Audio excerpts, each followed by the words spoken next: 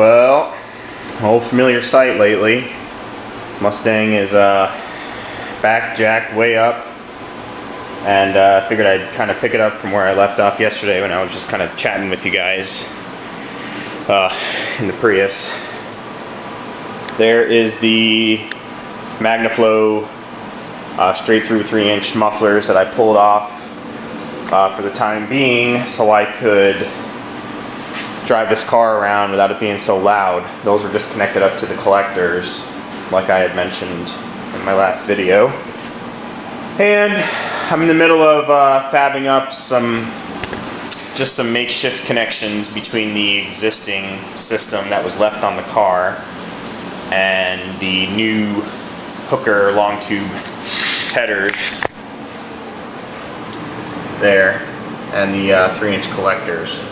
So let me take you under here and I'll show you what happened when I hit the speed bump. Actually I was only going about 2 miles an hour, so I don't really know why it came off, but obviously my clamp wasn't tightened down enough. So this is just temporary, I'm warning you now, it's just temporary, but it actually was a very good solution until I hit a speed bump. So let me show you how I'm going to fix it.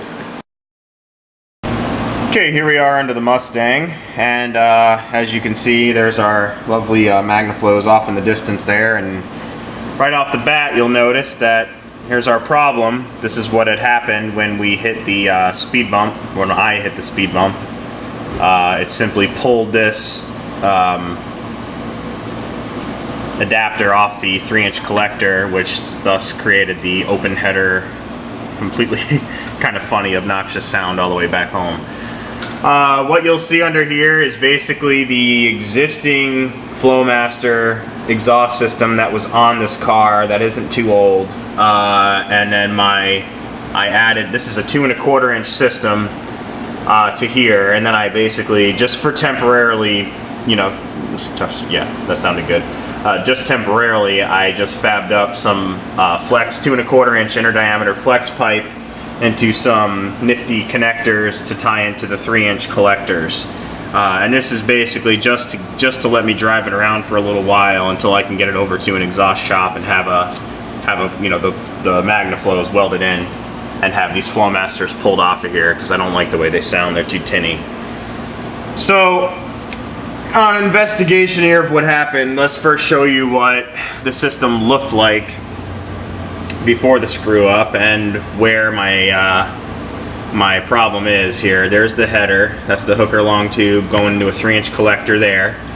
The 3-inch collector has a 3-inch inner diameter adapter on it that basically steps it down to a 2 1/2 inch, and then it steps it down one more time to a 2 1/4 inch.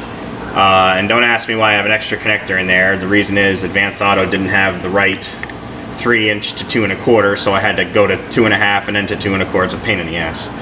So anyways, I had to buy an extra set of couplers there. So that's what's going on. And in theory, it works very well, and it doesn't, I mean, it's not as good as a welded system, obviously, but it served its purpose. It kept the vehicle quiet. Acceleration was immensely better than when it was just dumping out of the headers. And all was good.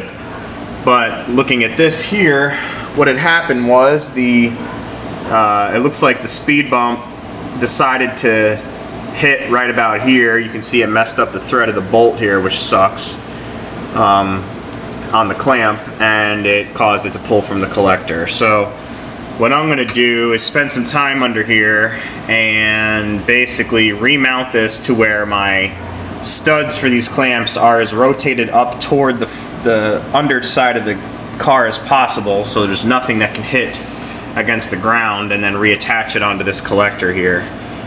So I'm going to go ahead and do that now, but I just wanted to kind of show you my Redneck ingenuity here while I'm waiting to get it into the exhaust shop. So let me go ahead and work on that now. Okay, there we go. Reverse the hangers so they're more upside down, and the nuts are harder to get to. Basically, you just have to use an open-end wrench now instead of a socket wrench. So the convenience factor is gone, but you can see the ride height, I guess you could call it, is going to be much different now.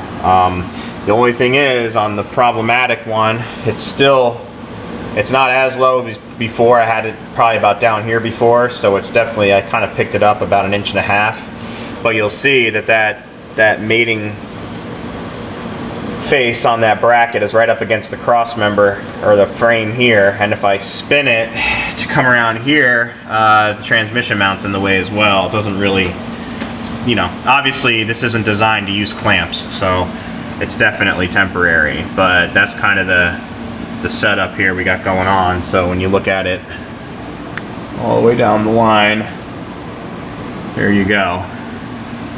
So not too shabby. It should serve its purpose for now, until I can get it over to the exhaust shop, hopefully next week, if I decide to drive it anymore. I don't have to worry about it. So,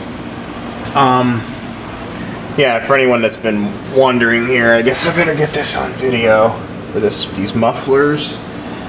I'm actually curious myself to know what series these Flowmasters are.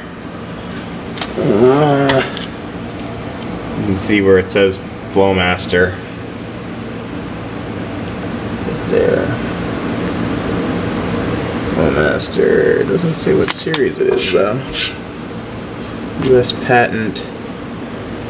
No series. I don't know where it's supposed to be stamped at. So check out that nasty diff. Nice shot of the new fuel tank there. Oh, and this is, I guess, a good question for Tyler. I remember you did a video a while back, Tyler, about fuel sending units. My question is, on this particular model, there's the sender right there. It's a 2-prong style sender. And if I wanted to hook up an aftermarket fuel gauge to it, because I don't necessarily know if the factory one's working or not, I connect the positive and negative, obviously, to switched power and negative. And I brought a battery down here just to kind of test out the gauge. And then I hook up a wire to the sender, and it doesn't do anything. It just pegs out the gauge at over full. It doesn't really tell me the reading. So I'm trying to figure out what the best practice and procedure is to hook up a sender there. I actually ran a ground too to one of the posts, and that was no luck either. So if you can provide some insight on that, that would be awesome there, big bro. So yeah, anyway, there it is. There's the makeshift Redneck Ingenuity exhaust repair at its finest, and I will give a report on how it works and do a startup and just kind of let you hear it. So, alright guys, phone's ringing. I'll talk to you later. Okay, exhaust is all put back together. Figured I pull it out of here real quick for you and do a startup on it so you can hear it on the pipes. For those who have been so graciously following the saga of a Mustang restoration. Got the parking lever all fixed up good, and hopefully this will pick it up in here. Turn the fan off so you can hear.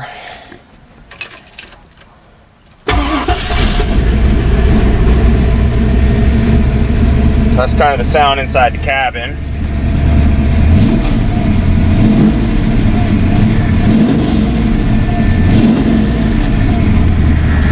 Just give you an idle sound.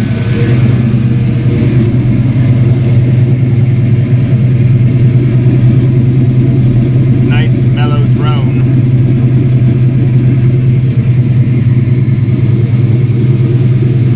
And yeah, my license plate's in view. I don't care. Come say hello, right?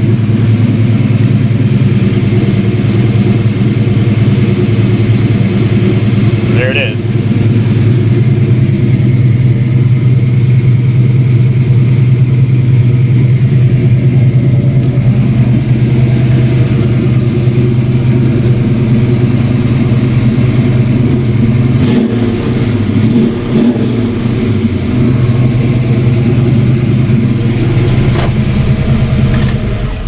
There you go, guys.